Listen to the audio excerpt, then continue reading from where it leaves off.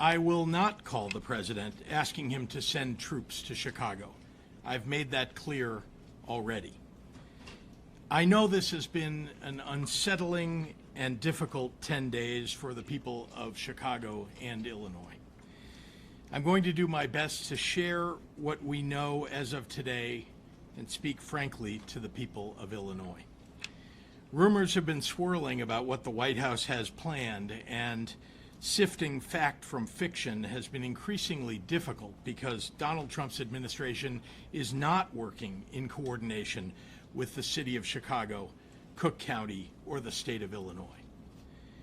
I want to take a moment at the top of my remarks to note how truly extraordinary it is for the federal government to refuse to coordinate with local law enforcement and government. Our state police regularly works with the FBI, the ATF, the DEA to go after gangs and gun runners and drug cartels. Under previous White House administrations, we regularly received notice and worked together on crime-fighting operations. This city has hosted major political conventions, flashpoint events like the NATO conference, and huge sports and entertainment gatherings over the years and across many presidential administrations. All those events required significant coordination between all levels of government. Some, like the Democratic National Convention last year, even required a limited deployment of the Illinois National Guard for broad security purposes, including especially preventing terrorism.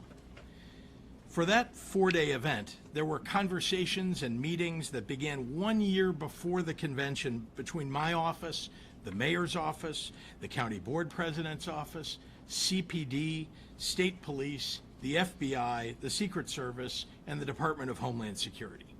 The mayor and I were briefed at the highest levels of government, and we pledged unwavering support in the effort to pull off a convention that kept attendees safe and protected the rights of all citizens to express their First Amendment rights. The convention was a true success because of that collaboration. Fighting crime requires coordination. We have experienced nothing like that over the past several days and weeks.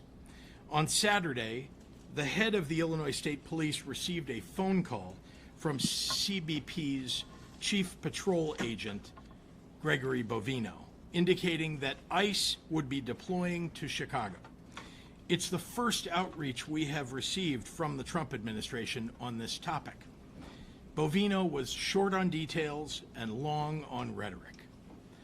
So in the absence of significant federal coordination, we've gathered information from unauthorized patriotic officials inside the government and from well-sourced reporters about Donald Trump's plan, which is to deploy armed military personnel to the streets of Chicago. I'm aware that the President of the United States likes to go on television and beg me to call and ask him for troops. I find this extraordinarily strange, as Chicago does not want troops on our streets. I also have experience asking the President for assistance, just to have the rug pulled out from underneath me when execution meets reality. I refuse to play a reality game show with Donald Trump again. What I want are the federal dollars that have been promised to Illinois and Chicago for violence prevention programs that have proven to work. That is money that Illinois taxpayers send to the federal government, and it's an insult to any and every citizen to suggest that any governor should have to beg the president of any political party for resources owed their people. I'd like to ask a question of my own, and it's one the press should be asking as well. When did we become a country where it's okay for the U.S. president to insist on national television that a state should call him to beg for anything, especially something we don't want? Have we truly lost all sense of sanity in this nation, that we treat this as normal? As I have done since becoming governor, I've been reflecting on my responsibilities to the people of Illinois. And one of those duties is to share with the public exactly what we know. In the coming days, we expect to see what has played out in Los Angeles and Washington, D.C., to happen here in Chicago. First, Donald Trump is positioning armed federal agents and staging military vehicles on federal property, such as the Great Lakes Naval Base. It is likely those agents will be with ICE, Customs and Border Patrol, the Department of Homeland Security, and other similarly situated federal agencies. Many of these individuals are being relocated from Los Angeles for deployment in Chicago. We believe that staging that has already begun started yesterday and continues into today. Second, unidentifiable agents in unmarked vehicles with masks are planning to raid Latino communities and say they're targeting violent criminals.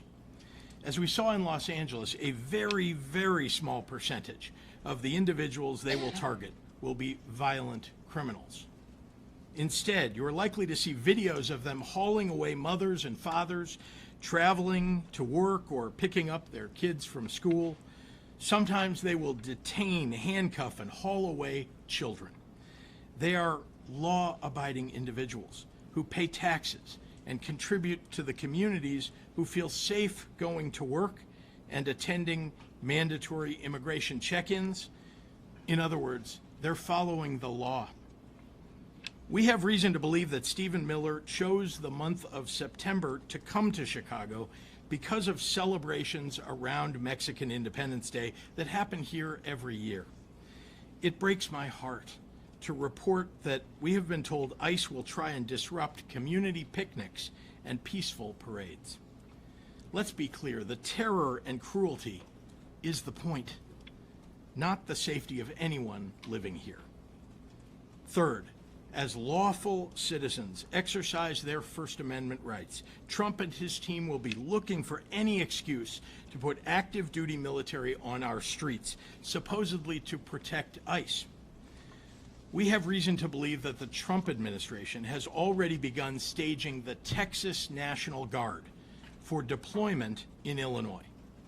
I want to be very clear on this point, and I want to speak directly to the press right now. We know before anything has happened here that the Trump plan is to use any excuse to deploy armed military personnel to Chicago. If someone flings a sandwich at an ICE agent, Trump will try and go on TV and declare an emergency in Chicago. I'm imploring everyone, if and when that happens, do not take the bait. Lastly, after about 30 days or so, we believe that they will pick up all of those resources that they send here to Chicago and send them to the next city in a blue state, ignoring cities in red states with higher violent crime rates than we have. None of this is about fighting crime or making Chicago safer. None of it. For Trump, it's about testing his power and producing a political drama to cover up for his corruption. If you need any proof of this, that it's all a big show, well, look at who they're putting in charge. Gregory Bovino, a guy who desperately wants to be a reality TV star. He led the cruel adventures of ICE in Los Angeles, and he's been sent here to do the very same thing. Go look at his social media. He terrorizes innocent people and then posts on TikTok edits of himself. Apparently, this is a Trump administration norm, because the last time we saw staged major ICE raids in Chicago, they sent Dr. Phil here to embed with the agents so he could get views and likes for his social media. When Bovino pulled these stunts in LA, people got hurt. 2 innocent people died trying to flee his masked agents. ICE opened fire on a vehicle without dangerous provocation. They detained a disabled 15-year-old, drew their guns on him. They have ripped mothers away from their babies and handcuffed 10-year-olds. In Washington, they pulled over firefighters headed to fight an actual wildfire and detained 2 of the firefighters on duty in that effort. And they want to bring all of that to Chicago.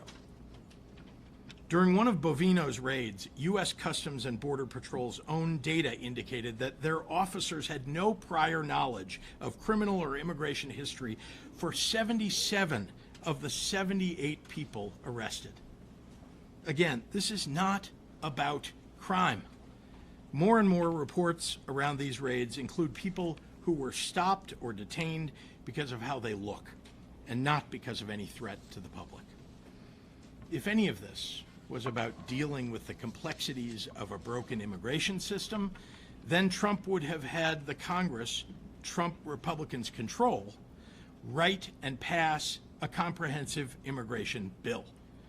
Not only has that not happened, there is no talk of any such effort on the horizon. I know how Donald Trump thinks because I've been governor during both of his terms. He has surrounded himself with groveling yes men who are too weak to restrain his most violent and unhinged impulses, or who share those impulses. As a governor who cares about the well-being of my people, I can't live in a fantasy land where I pretend Trump is not tearing this country apart for personal greed and power. I have to deal in facts, and here they are. Crime is down in Chicago. Murders are down by almost 50% in the last 4 years. Shootings are down 57%. Robberies down 34%. Burglaries down 21%. Motor vehicle thefts down 26%. One violent crime is too many, and we have more work to do. But we have made important progress on safety that Trump is now jeopardizing. Just during the last week, I've been in neighborhoods across Chicago, from Bronzeville to South Shore to Chatham to Little Village. The president's absurd characterizations do not match what is happening on the ground here. He has no idea what he's talking about. There is no emergency that warrants deployment of troops. He is insulting the people of Chicago by calling our home a hellhole. And anyone who takes his word at face value is insulting Chicagoans too. Crime is a reality that we all take seriously, me especially. I've held the hands of grieving mothers who have lost their kids to gun violence. I've been in consistent contact with law enforcement and managed our state through some of its toughest moments. That has informed our comprehensive, evidence-based approach to crime, hiring more police officers and giving them more funding, gun and drug and gang interdiction, investing in community violence intervention, mental health supports, more substance use treatment. Those programs have shown real progress. Then you know what happened? Donald Trump and his Republican allies in Congress cut those programs because they are unserious people who seem to know nothing about fighting crime. We are ready to fight troop deployments in court, and we will do everything possible to ensure that agents operating inside the confines of this state do so in a legal and ethical manner. To Chicagoans, what you can do is look out for your communities and your neighbors. Know your rights. Film things that you see happening in your neighborhoods and your streets and share them with the news media. Authoritarians thrive on your silence. Be loud for America. To everyone listening, but most especially to the press, I refuse to pretend that any of this is normal. I refuse to concede that the abject cruelty that we're seeing play out with the execution of Trump and Stephen Miller's policies are okay or justified. I refuse to fall into the pundit trap that demands we sacrifice vital constitutional rights if it's being done in the fake guise of fighting crime.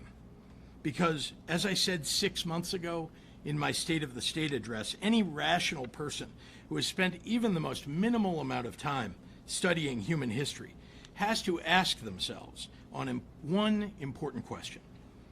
Once they get the citizens of this nation comfortable with the current atrocities committed under the color of law.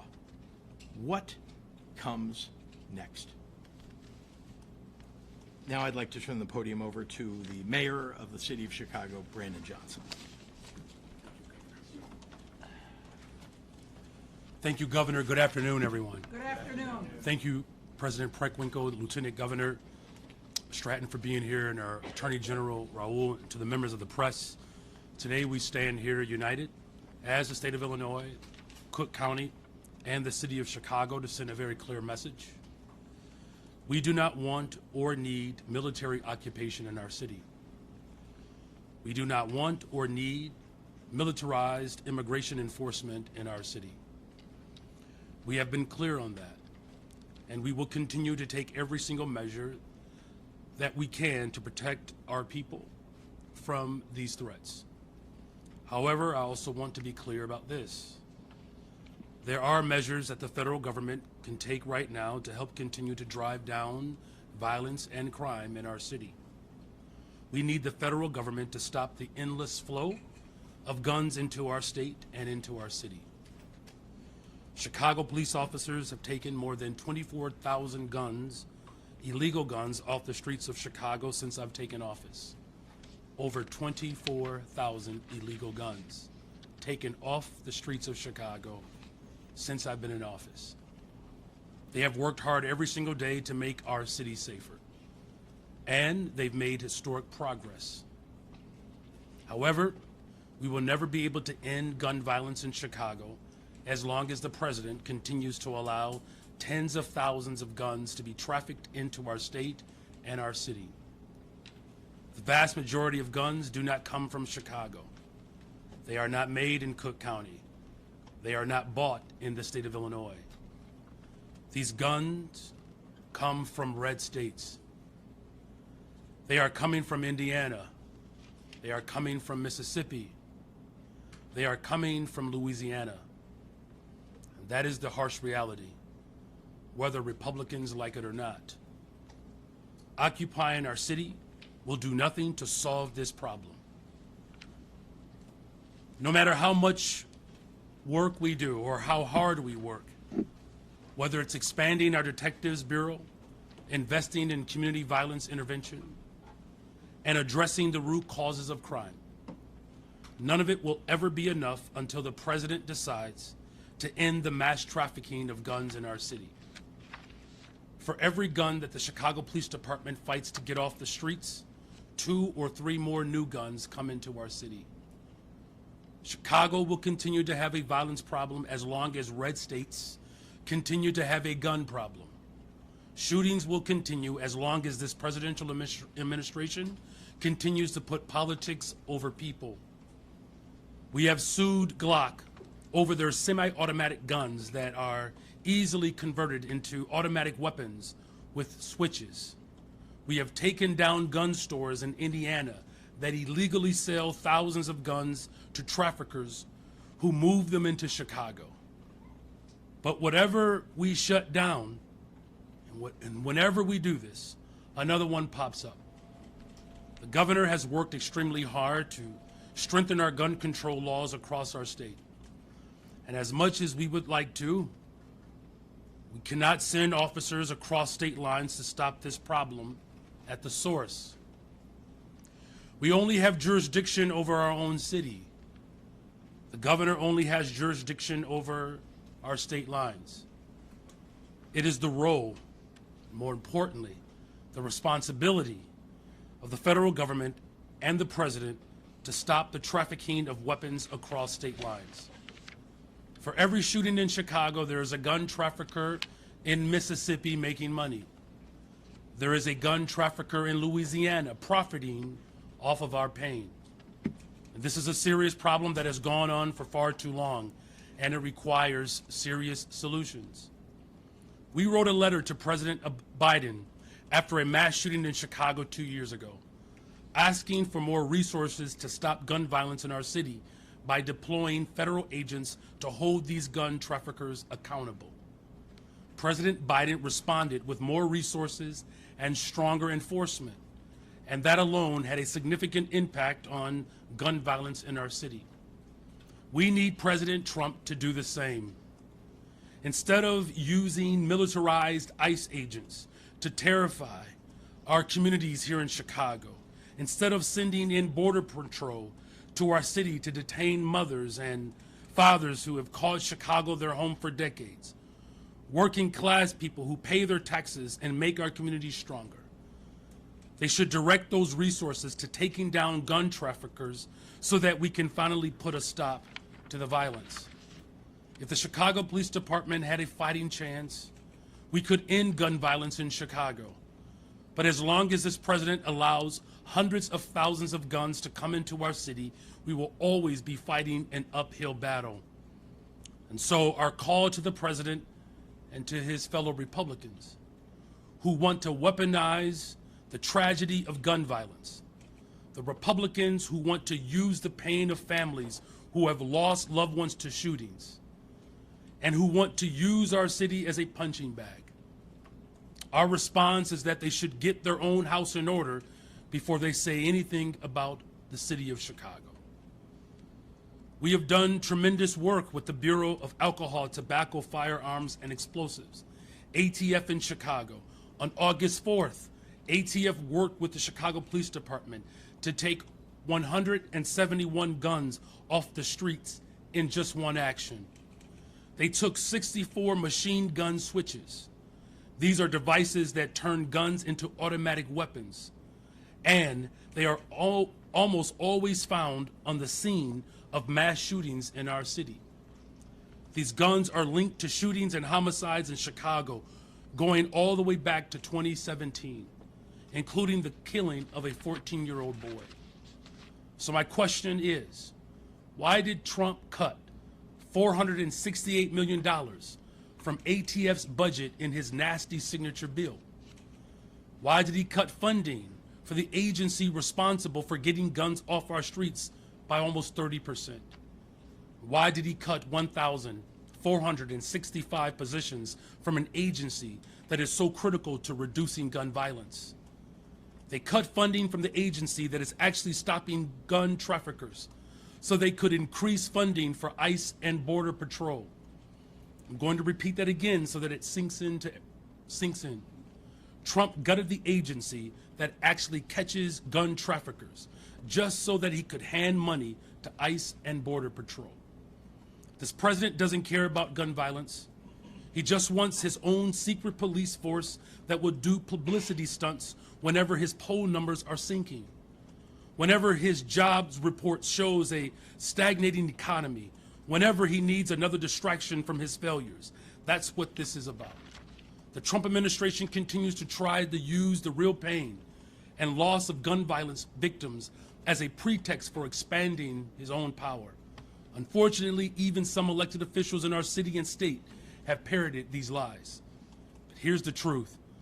Donald Trump is the last person in America who cares about families on the south and west side of Chicago, those who are dealing with violence on a regular basis. He's the last person. The thought doesn't even cross his mind. If he did, he wouldn't have cut $800 million from violence prevention organizations. These are funds that would have gone towards organizations on the south and west side who are on the front lines driving down gun violence. He wouldn't have cut $468 million from ATF. He wouldn't be sending ICE and Border Patrols to Chicago. He would be sending ATF agents to Mississippi. He would be sending these agents to Indiana. He's worried about the wrong border. We don't have an immigration crisis in Chicago. We have a gun crisis, and the president could care less about the real solutions. In closing, violence in Chicago is not because we have too many immigrants. It's because we have too many guns. So our message to Trump continues to be the same. Stop posting truth socials. Stop making statements. Stop threatening to send troops or ICE. Stop defunding our communities. Just do your job and end the trafficking of guns into our city. And thank you. With that, we'll turn the podium over to the Cook County Board President, Tony Preckwinkle.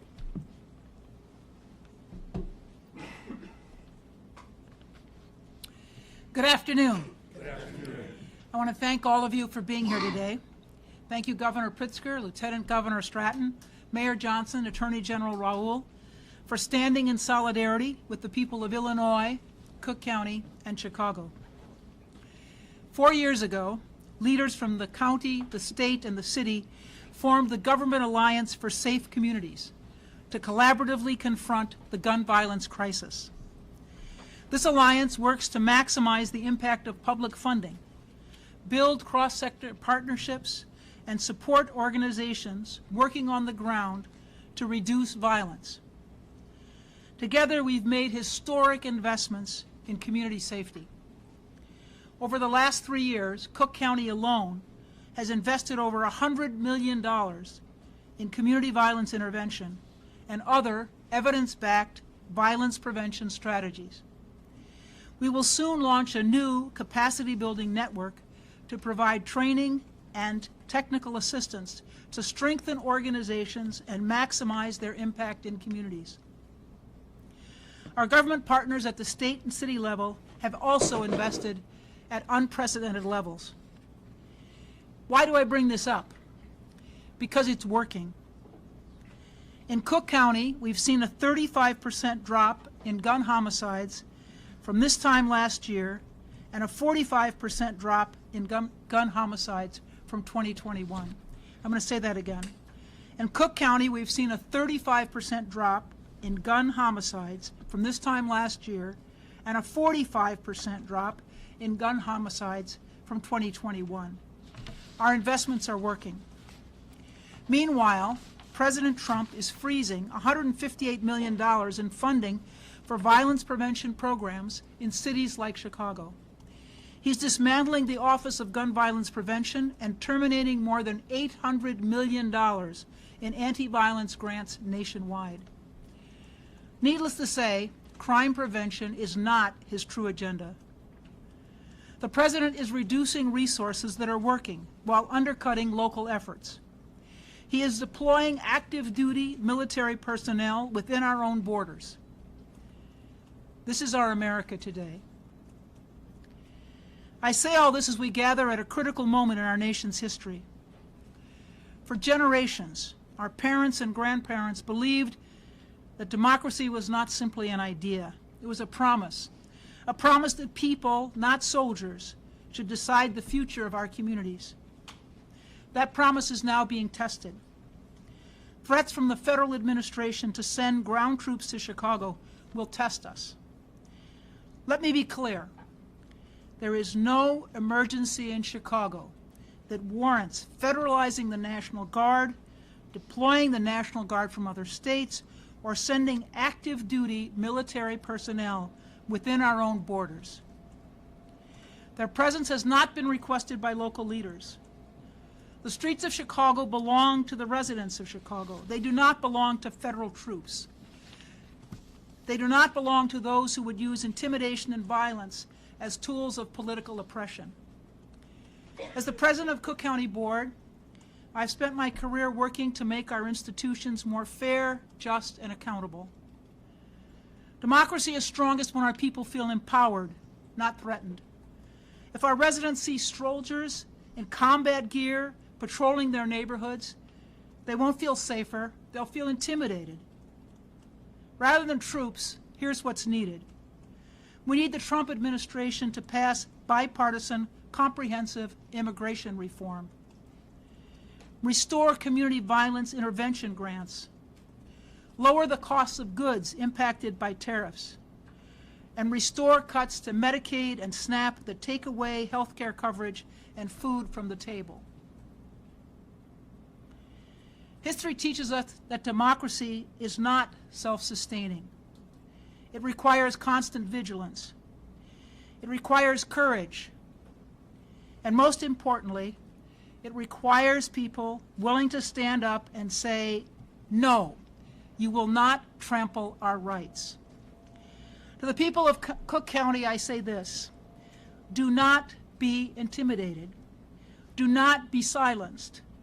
Democracy depends on your voice, your courage, and your peaceful, I'll say that again, peaceful participation.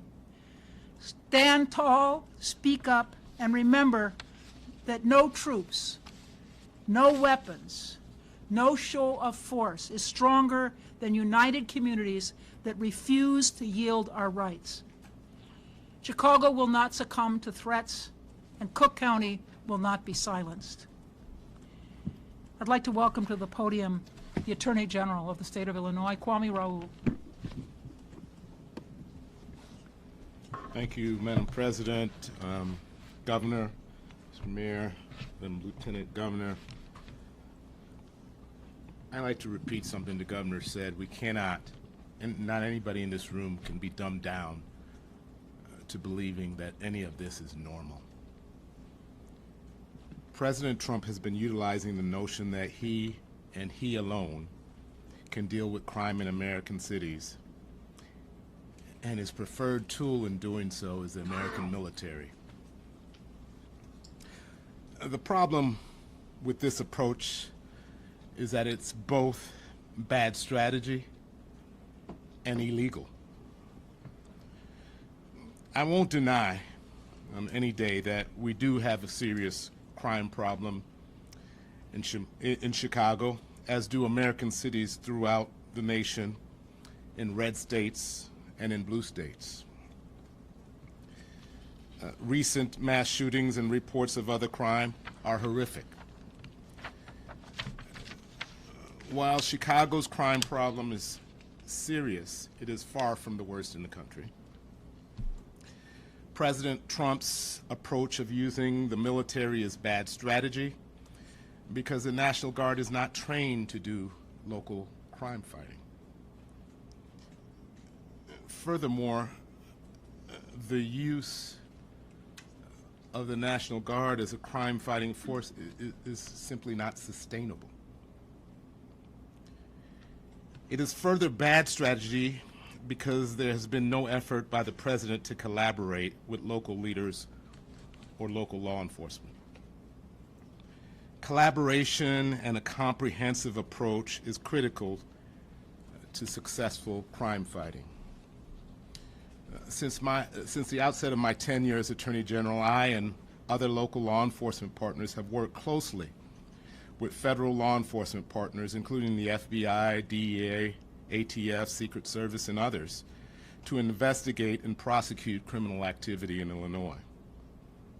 This one-team approach to fighting crime, utilizing combined intelligence, experienced well-trained agents and officers, and state-of-the-art technology has yielded great results. It, combined with the investment in community violence interruption and providing for victims of crime, has led to a significant reduction in crime. If President Trump wanted to contribute to fighting crime in Chicago, he would steer more resources to these federal agencies that are collaborating with local law enforcement instead of dramatically cutting their budget. If President Trump were serious about fighting crime, he would not be cutting funding to proven community violence interruption efforts. If President Trump were serious about fighting crime, I would not have to have sued him 2 weeks ago, sued the Department of Justice 2 weeks ago for threatening to deprive resources for victims of crime based on unrelated immigration criteria. If President Trump were serious about fighting crime, he would not enter into collusive settlement to put machine gun trigger reset back out onto the street, devices back out onto the streets. President Trump's plan is not only bad strategy, but it is illegal. The militia clauses of the United States Constitution give Congress sole authority to decide the circumstances that allow the President to federalize the National Guard. The 10th Amendment preserves state sovereignty to enforce state laws as they see fit. As recognized by Judge Charles Breyer today in California, the Posse Comitatus Act limits the federal government's ability to use the military for domestic law enforcement. Although the president does have limited, and I repeat, limited authority to deploy the National Guard to help federal law enforcement in specific circumstances, none of these circumstances exist in Chicago. We are not being invaded by a foreign nation. There is no rebellion against the federal government as there was on January 6th. There does not exist an inability to enforce federal law in Chicago. Federal courts are open. Federal criminal cases are being prosecuted and investigated every day. And as I mentioned, federal criminal investigations in collaboration with local law enforcement are taking place on a daily basis. The president has failed to establish that any of these prerequisites required by Congress through the Posse Comitatus Act exists. Let's be clear. The president's plan is not about fighting crime. It's purely performative. He wants to demonstrate a show of military force towards American citizens as we would only see in authoritarian countries like China, North Korea, or Russia. He is hoping to sow chaos by inciting out-of-control protests. Chicago, we have demonstrated that we can protest peacefully. It is imperative that we do not take the bait. Exercise your First Amendment rights, but do so peacefully without violence or destruction of property. I invite folks to visit my website, IllinoisAttorneyGeneral.gov, and review free guidance before you participate in protests. This administration frequently disregards our Constitution and federal law. In fact, the president has even questioned whether he has to comply with our Constitution. But we are here to say that no president can flout the Constitution, not here in Illinois. In Illinois, we care about the rule of law, and we intend to preserve it. As Governor Pritzker already said, there is no emergency in Chicago. I've been in touch with the governor's office and the City of Chicago Corporation Council, and we will not hesitate to take action to protect our residents if this administration breaks the law or violates our Constitution. And with that, I'd like to pass the mic to our Lieutenant Governor. Hello, everyone. I'm Juliana Stratton, and I'm so proud to serve as Illinois' Lieutenant Governor at this moment in history. Thank you to Governor Pritzker, Mayor Johnson, President Preckwinkle, and Attorney General Raoul, and everyone standing here together preparing to defend our people. I've dedicated my entire career to creating safer communities across our state. As Lieutenant Governor, I lead councils and initiatives focused on addressing the root causes of violence and delivering peace. I've had countless conversations with people who have been impacted by crime, and I can say without a shadow of a doubt that no one, absolutely no one, has ever asked to militarize our city. This performance by Donald Trump and the puppets in his administration has nothing to do with eliminating crime. This con is about power, control, and fear. Trump is weaponizing federal agents against vulnerable communities in an effort to scare us all. When we see our neighbors snatched from the sidewalk and peaceful residents thrown into unmarked vans, it will hit a nerve, and it should. But he is banking on the heartbreak any decent person would feel watching this abuse so that he can manipulate tensions and further his power grab by sending actual soldiers into Chicago. The Pritzker-Stratton administration has been working closely with community and advocacy organizations to prepare resources ahead of this invasion. And while we can't take the fear of this moment away, we can help equip you to face whatever comes next.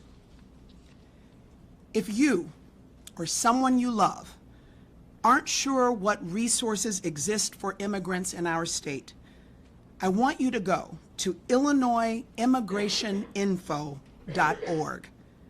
Let me repeat that, IllinoisImmigrationInfo.org. On the front page, there's a red button that says Learn Your Rights that takes you to a complete Know Your Rights toolkit where you can access specific guidance for different scenarios. Also on that front page is a red button that says Get Legal Help. If you or someone you know needs an immigration lawyer, this page has resources for finding representation.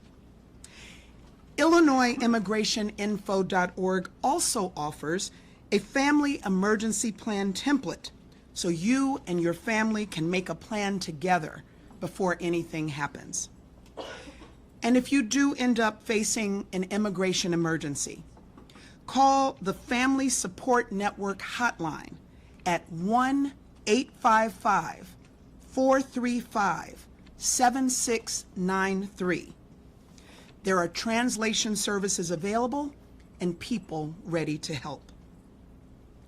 Our goal is not to scare anyone, but to prepare everyone to face some ugly realities in the coming days. Many Illinoisans who look a certain way are going to spend this time living in deep fear. That will mean skipping celebrations, avoiding certain places, and keeping in constant contact with your loved ones. The best thing that those at risk can do in this moment is to prioritize your health, mental wellness, and safety above all else. To those who have the privilege of never knowing what it feels like to question your safety because of how you look, this is your moment to step up and step in. Raise your voices on behalf of those who cannot. Chicago has a long history of peaceful protest. We're no strangers to calling out corruption and speaking up when our rights are on the line. We've shown that peace begets progress, and it's time to do it again. This version of America is not safe for anyone's American dream. But it can be if we take each other's hands and push back against this hate with every fiber of our being. Despite the gaping lack of humanity in Trump's soul, we know who America really is. A place where our ancestors triumphed over evils even greater than those we face today. A place where goodness exists alongside complexity. A place where goodness is real and powerful and worth fighting for. We are with you, Chicago and Illinois. Our only way forward is together. And so, together, we will march. With that, I will ask Governor Pritzker to come back to answer questions from the media. Thank you. Rose. Where your intel comes from related to the Texas National Guard, because sources in the Texas governor's office just told my colleagues that that's not accurate. Well, good. Keep asking. And let's be clear, I'm not going to reveal the sources. These are people who are patriotic Americans who either work in the administration or work in the various branches of the military who've been willing to share what they know with us. Governor, what can you speak? Mendoza Gonzalez and the legal aid has been charged. Say that again, I'm sorry.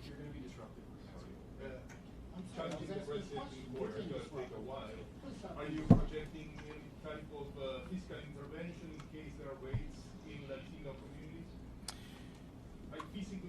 intervening. We're not asking any of our law enforcement to interfere with the federal government agents that are coming. We are suggesting that there are people who no doubt will be deeply concerned about this, citizens, residents of Chicago, who will speak out, who will film situations that occur and make sure that they're known to the media and that they get known to the rest of the American public.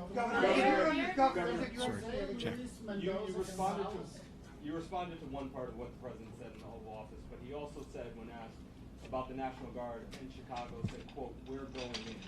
Can you respond to that, and can you tell us, are there any plans for a preemptive lawsuit? Well, there's no such thing as a preemptive lawsuit. If something occurs that trips the wire that allows us to go into court, and I'll just look at the Attorney General when I say this to get his confirmation, we absolutely will go into court, but that hasn't occurred yet. His comments aren't enough to trigger that? We're going in is not enough. No, we don't know this particular factual basis that he would be suggesting to federalize the Guard, and so we have to be able to respond to facts, not predicting what he's going to be relying upon and what they're going to be doing specifically. And sorry, just to answer the first part of your question, yeah, he said they're sending in troops. I just confirmed for you that we had heard that already, and so we knew that. I want to make sure that whenever we have information, that we share it with the public, make sure that they know, because they need to protect their own rights. Chris. Governor, can you elaborate on the information that you used at the beginning of your address about things that are going on right now, mobilization that's underway right now? What specifically is underway right now? Well, we're aware from some media reports, as well as from reporters who have pretty good sources, that they, in fact, have gathered ICE agents and military vehicles, and that there are more ICE agents that are on the way. And again, many of the people who are coming seem to be coming from Los Angeles and having been part of that raid. So if you want to look at what it is that they're planning to do, you could just look at what they did in Los Angeles. Paris. Mayor, can I ask you? Is Mayor Johnson Mayor, allowed wait, to answer excuse me, questions? Mayor, can you, will the Chicago Police Department, will the superintendent be authorized to actually arrest federal agents that violate municipal code now on masks and identification? Which you've already seen with our executive order. We made it very clear what the distinction has to be. The local police department's responsibility is to protect the residents of the city of Chicago. That's what their role is, that's what the responsibility is, that's what they'll maintain. The whole point of this is to, ensure that all of the residents across the city of Chicago understand and know the distinction between what the federal agents are engaged in the role of the local police department. If these federal agents decide to work against what our local authority is, we'll use every single tool that is available to us. If you look at the ruling that just took place in Los Angeles, it actually cites what my executive order had already exposed. Mayor, this Mayor is Johnson, why why are has violent been cited by the criminals White allowed House to wear to masks argue in that you use Chicago, federal but you intervention. don't want Do you the think it's ICE unfair to agents to wear overlook our masks? recent progress in light of a more violent and neutral holiday weekend, or do you think this weekend was a setback? Well, look, every time someone is shot, every time someone loses their life to violence, it's a tragedy. My heart breaks every single day when these tragedies occur.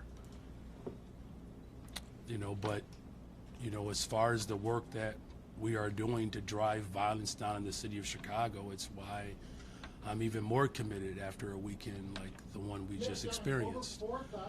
The fact of the matter is that we have illegal guns that are being trafficked in our city. That's the problem, right? We have done everything in our power locally, getting guns off the streets of Chicago, revamping our detectives bureau. We have a clearance rate of 76%, so we're solving violent crime in Chicago. And look, these are my neighbors, right? These are my neighbors. I wake up on the west side of Chicago, and neighborhoods across the south side of Chicago have dealt with violence for 60 years. The progress that we are making doesn't mean that we stop. There's more work to do, and I'm going to continue that work. Mayor Johnson, what do you say to people who might look at how DC has seen a reduction in violence, and those who might wonder, had the Guard been here this weekend, 58 people might not have been shot and 8 of them might not have been killed? Well, if you look at what's happening in D.C., I believe the vast majority of the interactions were for traffic stops and misdemeanors. No one is asking for that in Chicago. In fact, you know, the amount of money that is being spent by the federal government, if we were to have those resources in Chicago right now, I could reopen every single mental health clinic that was closed. You don't think I can hire- violence numbers would have been different? I can hire every single young person that was looking for a job. We could double the amount of individuals who are serving as CVI workers. Here's the harsh reality. What the president is proposing does not set us up for long-term sustainability. He's not serious. Because here's another question I would ask. If he was serious, why would he cut 30% from the ATF budget that we have been working with over the course of my administration to get illegal guns off the streets?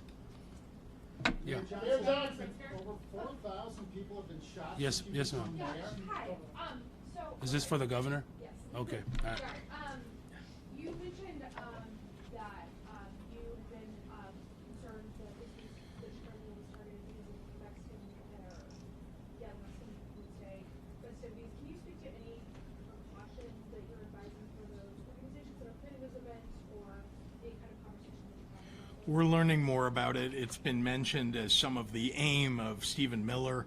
I have not heard that yet from ICE, but we know that what Stephen Miller wants to have happen with ICE is usually what happens. So we're deeply concerned about it. No doubt the mayor, our state police, our CPD, all are going to be on guard, thinking about how do we preserve the lives of and the livelihoods of and protect the people of the city of Chicago in a circumstance where they're simply celebrating their heritage. They shouldn't be interrupted in this way. This is an aim of this government. They don't actually care if you're here and undocumented. They just care if your skin color is a little off of theirs and that you're Latino. They're going to just target you without knowing anything. Do you, by the way, does anybody in this room walk around with citizenship papers? I mean, really, none of us have citizenship papers on us. So the question is, they're going after these people, rounding people up, throwing them into vans without telling their families, without reading them their rights, taking them off the streets in masks, in unmarked cars. I mean, this is what's happening in the streets of the nation. And what we need to do is step back and ask, is this president following the law in what he's doing? Is ICE following the law? And all of us need to speak up and speak out about the assault on just regular residents who are following the law, who are going to work, paying their taxes, who've been around in our city for 10, 20, 30 years. We ought to be protecting those people. And if they want to celebrate Mexican Independence Day, they ought to be able to do that without being terrorized by ICE. Yeah, Olivia. Some weeks ago you called for mass disruption, fighting everywhere all at once. Today you said, don't take the bait, they're going to want to send in more troops. What exactly are you suggesting that Chicagoans do or don't do? And just to follow up on the last question, are you suggesting that people change their plans for Mexican Independence Day and that sort of thing? Not suggesting anything about that. Certainly the Chicago Police Department, the City of Chicago, that's hosting the Mexican Independence Day events will work with state police and others to determine how that ought to be handled. Sorry, your first question is just the focus from what I said a few weeks ago, or actually a couple of months ago. Yeah, guess what? People ought to be speaking out about what this administration is doing. I'm doing it from this podium, but people can go protest. People are holding up signs on street corners with their friends to protest. There are thousands of people, indeed millions of people, that showed up for No King's Day. And I'm encouraging people to peacefully, have said that all along, megaphones, microphones, go to the ballot box. Those are all the things that I said. Let's be clear. And to the extent that people want to protest, they have that First Amendment right to do so. All I'm saying, as I said back then, is that you ought to do it peacefully and that you ought to make your voices heard. Yeah, thank you. Important question.